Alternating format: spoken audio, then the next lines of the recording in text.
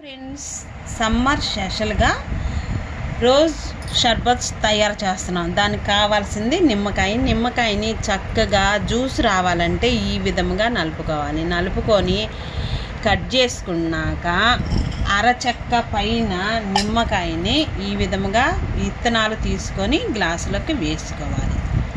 వేసుకున్నాక చూడండి, సజ్జాలు 1 table spoon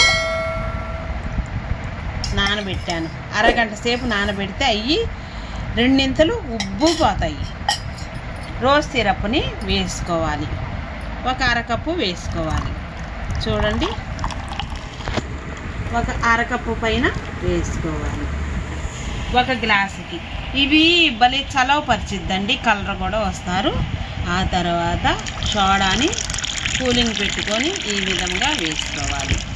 తరువాత పుదీనాకుని కట్ చేసి వేసుకోవాలి.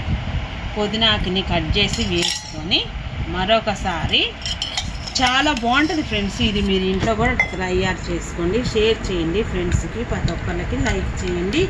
ఈ విధముగా కలుపుకోవాలి. 1కి 2 సార్లు స్పూన్తో కలుపుకొని ఈ సేద తీర్చుకోవచ్చు.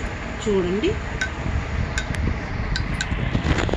పుదీనాకుని వేసుకొని ఈ విధముగా తయారు చేసుకుంటే ఇంట్లోనే రోజు షర్బత్ తయారు చేశాను.